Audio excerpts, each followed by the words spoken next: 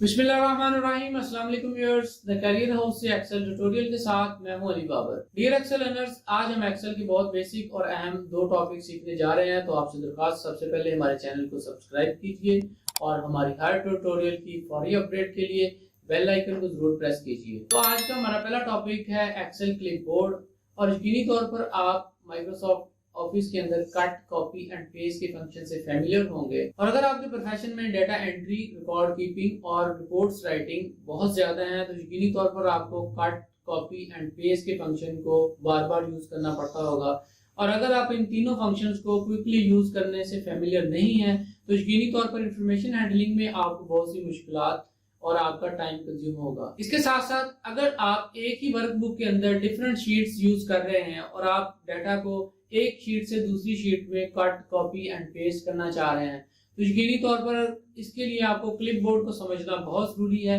क्योंकि जब हम ऑफिस क्लिपबोर्ड को यूज करते हैं तो हम cut, copy and paste again and again करते जाते हैं। तो क्लिपबोर्ड के अंदर हमारा डाटा का तमाम एक्शंस जो है वो रिकॉर्ड होते जाते हैं, और जैसे जैसे वो रिकॉर्ड्स जो है वो क्लिपबोर्ड के अंदर स्टोर होते हैं, तो हम बासानी एक शीट से दूसरी शीट में जाते ही क्लिपबोर्ड को यूज करते हुए हम cut, copy and paste easily कर सकते हैं। और इसके साथ साथ फॉर्मेट पेंटर का टूल जो कि क्लिपबोर्ड के अंदर बहुत अहमियत रखता है, क्योंकि अगर हमने एक जगह के ऊपर एक सेल के अंदर अपना डाटा मैनेज किया और उसके ऊपर हमने डिफरेंट फॉर्मेटिंग यूज की है, अब हम यही फॉर्मेटिंग किसी दूसरी शीट या किसी दूसरे सेल में एज इट इज कॉपी करना चाहते हैं, तो हमें फॉर्मेट पेंटर के टूल को यूज करना आना चाहिए। So be focused and let's practice Excel clipboard. Clipboard के टूल्स को सीखने के लिए हम होम टैब में आते हैं। होम टैब का जो पहला ग्रुप है वो ऑफिस क्लिपबोर्ड है, और क्लिपबोर्ड के ग्रुप में अगर हम देखें तो हमें 4 तरह के आइकन नजर आते हैं। और अब हम वन बाय वन इन चारों टूल्स को सीखते हैं। उसके लिए हम सबसे पहले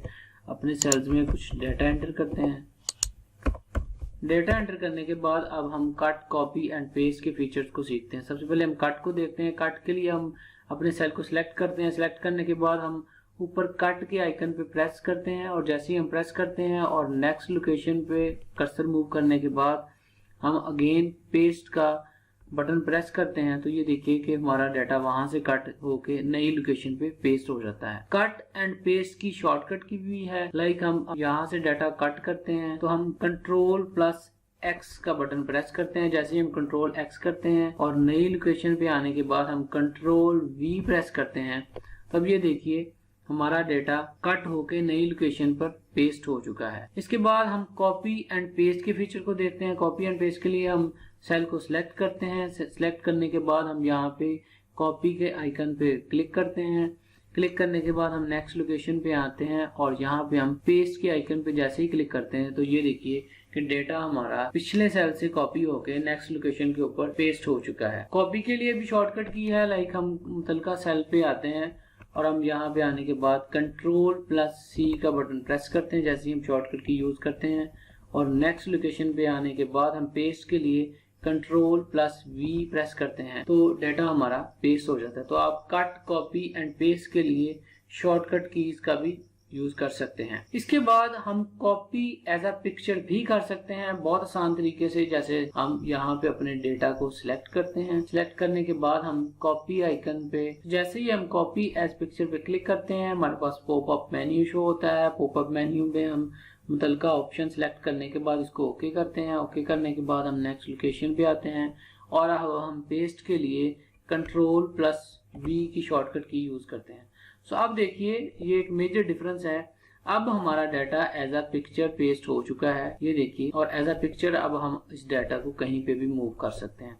तो ये एक इजी वे है अपने डाटा को एज अ पिक्चर पेस्ट करने का। कट, कॉपी एंड पेस्ट के बाद हम देखते हैं कि फॉर्मेट पेंटर को हम कैसे यूज कर सकते हैं। लाइक इस सेल पे मैंने ये डाटा कुछ एंटर किया है। अब इसको मैं कलर और इसका फॉन्ट चेंज कर देता हूँ। लाइक इसका साइज भी हम चेंज कर देते हैं। तो अब हम देखते हैं कि नेक्स्ट जो हमारा डाटा है उसके ऊपर हम ये सारी जो फॉर्मेटिंग है एज इट इज बेस्ड करना चाह रहे हैं। तो इसका बहुत ही आसान वे है। लाइक आप सेल को सिलेक्ट कीजिए। सिलेक्ट करने के बाद आप यहाँ पे फॉर्मेट पेंटर आइकन पे क्लिक कीजिए। तो जैसे ही आप क्लिक करते हैं तो आपकी फॉर्मेटिंग कॉपी हो चुकी है। अब नेक्स्ट सेल पे आने के बाद आप जस्ट उस सेल पे आने के बाद क्लिक कीजिए तो ये देखिए यूं करके आपकी की सारी फॉर्मेटिंग नेक्स्ट डेटा के ऊपर एज इट इज कॉपी हो जाएगी। तो ये बहुत ही आसान टूल है। उसके बाद हम क्लिपबोर्ड के टूल को देखते हैं।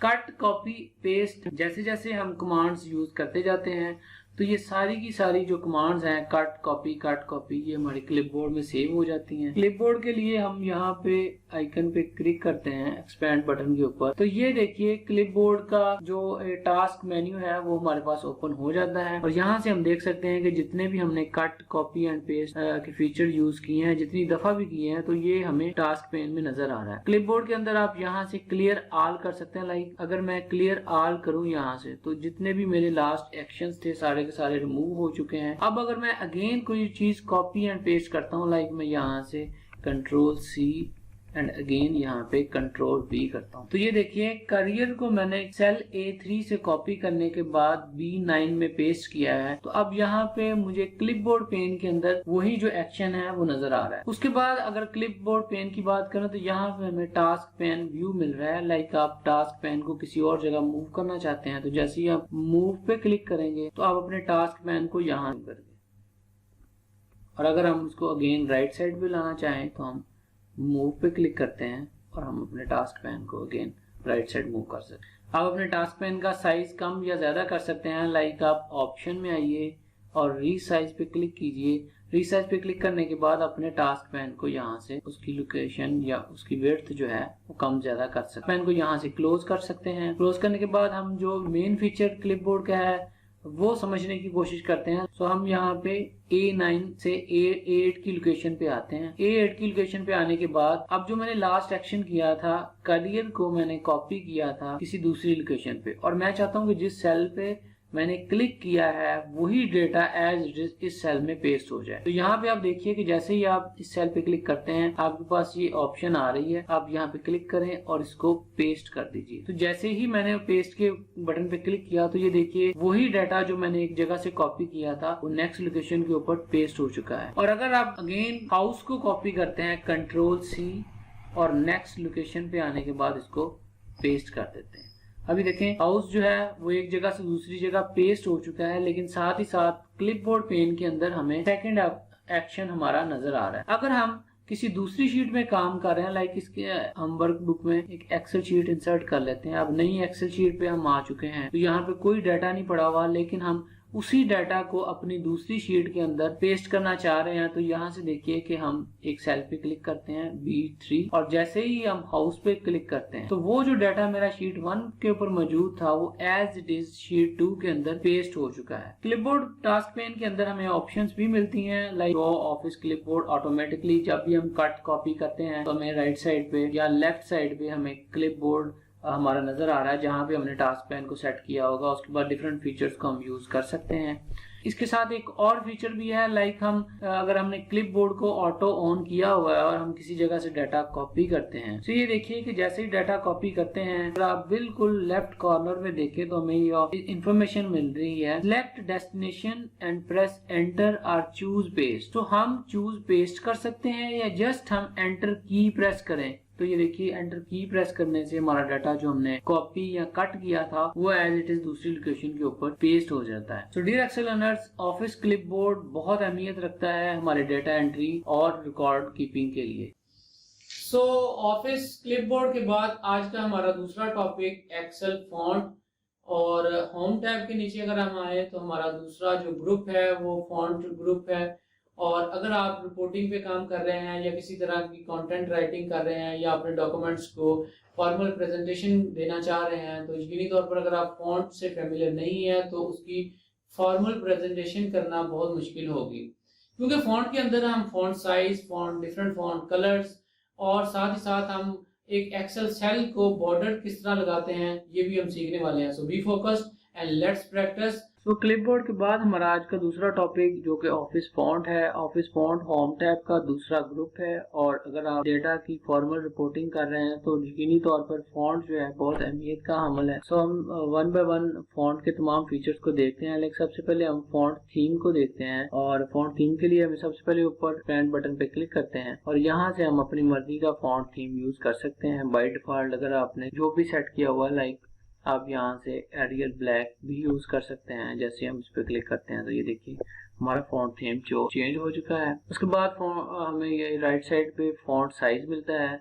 आप अपने फॉन्ट का साइज यहाँ से कम या ज्यादा कर सकते हैं। एक्सेल में हम मैक्सिमम 72 फॉन्ट और minimum 8 font by default use कर सकते हैं। फॉन्ट साइज के बटन के साथ हमें दो आइकन नजर आते हैं। लाइक अगर आप अपने फॉन्ट साइज को इन बटन के शॉर्टकट से इंक्रीज या डिक्रीज करना चाहें तो यहाँ पे हम जैसे ही क्लिक करते हैं तो हमारा फॉन्ट का साइज बढ़ रहा है। अगर हम इसको कम करना चाहें तो हम साथ वाले बटन पे क्लिक करते जाते हैं तो ये हमारा फॉन्ट कम होता जा रहा है। उसके बाद हम अपने फॉन्ट का कलर भी चेंज कर सकते हैं। लाइक यहाँ से हम ऑप्शन सिलेक्ट करते हैं और अपने फॉन्ट का जो भी रिक्वायर्ड है हमें फॉन्ट तो हम कलर चेंज कर देते हैं। लाइक मैं रेड सिलेक्ट करता हूं तो ये देखिए कि मेरे फॉन्ट का कलर रेड हो चुका है। उसके बाद हम अपने एक्सेल सेल को फिल भी कर सकते हैं। फिल कलर के लिए हमारे पास यहाँ पे फिल कलर की ऑप्शन है। लाइक हम सेल सिलेक्ट करते हैं, डेटा सेल सिलेक्ट करने के बाद हम यहाँ से ऑप्शन चूज करते हैं और यहाँ से हम थीम कलर चेंज करते हैं। थीम कलर हमें रिपोर्टिंग और हेडिंग्स को प्रोमिनेंट करने के लिए बहुत अहम रोल प्ले करता है। लाइक मैं यहाँ से अपनी हेडिंग का कलर जो है वो सिलेक्ट करता हूँ। उसके बाद क्लिपबोर्ड की कट, कॉपी एंड पेस्ट की तीन ऑप्शंस की तरह फॉन्ट की तीन options bold, italic and underline जो कि बहुत ही प्रोमिनेंट है और डाटा एंट्री और रिपोर्टिंग प्रेजेंटेशन में बहुत अहम रोल प्ले करती हैं। हम वन बाय वन तीनों को देखते हैं। लाइक अगर मैं अपने सेल डेटा सेल को बोल्ड करना चाहूँ तो यहाँ से हम अपने डेटा को क्लिक करने के बाद बोल्ड कर सकते हैं। बोल्ड के लिए हमारी एक शॉर्टकट की भी है। लाइक हम अपने डेटा सेल को सिलेक्ट करते हैं और हम Ctrl+B प्रेस करते हैं तो ये देखिए हमारा सेल बोल्ड हो चुका है। उसके बाद हम अपने डेटा को इटैलिक भी कर सकते हैं। लाइक हम सेल सिलेक्ट करते हैं, सिलेक्ट करने के बाद हम यहाँ से इटैलिक का बटन प्रेस करते हैं तो ये हमारा सेल इटैलिक हो चुका है। अब अगर हम शॉर्टकट की के थ्रू इटैलिक करना चाहें तो हम Ctrl+I का बटन प्रेस करते हैं तो ये हमारा डेटा इटैलिक हो चुका है। हम सेल में रहते हुए अपने डेटा को अंडरलाइन भी कर सकते हैं। सेल सिलेक्ट करते हैं, सिलेक्ट करने के बाद हम ये अंडरलाइन के बटन को क्लिक करते हैं तो ये देखिए कि हमारा डेटा अंडरलाइन हो चुका है। अब अंडरलाइन के लिए हमारे पास दो ऑप्शंस हैं। लाइक हम सिंगल या डबल अंडरलाइन कर सकते हैं। अगर मैं इसको सिंगल अंडरलाइन करना चाहूँ तो यहाँ पे मैं क्लिक करता हूँ तो मेरा डेटा सिंगल अंडरलाइन हो चुका है। अंडरलाइन की भी शॉर्टकट की हम यूज कर सकते हैं। लाइक हम Ctrl+U प्रेस करें तो ये हमारा डेटा अंडरलाइन हो चुका है। उसके बाद फॉन्ट के अंदर एक और अहम फीचर है। लाइक हम अपने सेल को बॉर्डरिंग कर सकते हैं। बॉर्डर के लिए हमारे पास यहाँ पे ऑप्शन है। हम जैसे एक्सपेंड बटन पे क्लिक करते हैं तो हमें डिफरेंट ऑप्शंस नजर आती हैं कि हम अपने सेल को बॉटम बॉर्डर लगाना चाहते हैं, टॉप बॉर्डर लगाना चाहते हैं, लेफ्ट बॉर्डर लगाना चाहते हैं, राइट बॉर्डर लगाना चाहते हैं, नो बॉर्डर करना चाहते हैं, ऑल बॉर्डर करना चाहते हैं, आउटसाइड बॉर्डर। लाइक हम अपने सेल को आउटसाइड बॉर्डर लगा देते हैं। आउटसाइड बॉर्डर के बाद हम अपने सेल को थिक आउटसाइड बॉर्डर भी कर सकते हैं जो कि ज्यादा प्रोमिनेंट होता है। लाइक हम यहाँ से अगर सिलेक्ट करें तो ये देखें आपको फाजिया फर्क नजर आ रहा है। उसके बाद हम अपनी मर्जी से border style and border colour use कर सकते हैं। लाइक हम एक्सपेंड बटन पे क्लिक करते हैं, हम यहाँ से सिलेक्ट करते हैं लाइन स्टाइल। लाइन स्टाइल में आने के बाद आप कोई भी लाइन स्टाइल चूज कर सकते हैं। लाइक मैं थिक लाइन यूज करता हूँ और थिक लाइन चूज करने के बाद अब मैं अपना बॉर्डर ड्रा कर सकता हूँ। ये देखिए कुछ यूं करके जैसे मैं एक लाइन ड्रा करता हूँ अब ये मैं बॉर्डर अपनी मर्जी से अब मैं अपनी मर्जी से ये बॉर्डर ड्रा कर सकता हूँ। और चूंकि ये रेड कलर मैंने सिलेक्ट किया है आप अपनी मर्जी से कलर चेंज भी कर सकते हैं। लाइक हम कलर पे आते हैं, लाइन कलर, और यहाँ से हम ब्लू यूज करते हैं। जैसे हम कलर चेंज करते हैं और हम नेक्स्ट बॉर्डर पे यूं मूव करते हैं कर्सर तो मूव करने के बाद हम बॉर्डर ड्रा कर लेते हैं।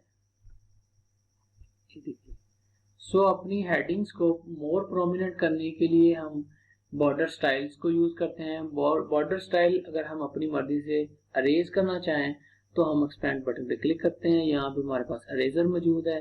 जैसे ही हम अरेजर यूज करते हैं हम कहीं से भी अपने बॉर्डर को रिमूव कर सकते हैं। ये देखिए यूं करके। सो ये यूज करते हुए हम अपने डिफरेंट सेल्स की बाउंड्रीज जो है वो डिफाइन कर सकते हैं डेटा के हिसाब से। सो डियर एक्सेल लर्नर्स, उम्मीद है हमारे आज के ट्यूटोरियल में आपने एक्सेल क्लिपबोर्ड और एक्सेल फॉन्ट को बहुत अच्छी तरह समझ लिया होगा। इसकी प्रैक्टिस कीजिए और यकीनी तौर पर ये आपके करियर डेवलपमेंट और एक्सेल स्किल्स को इम्प्रूव करने में बहुत अहम किरदार अदा करेगा।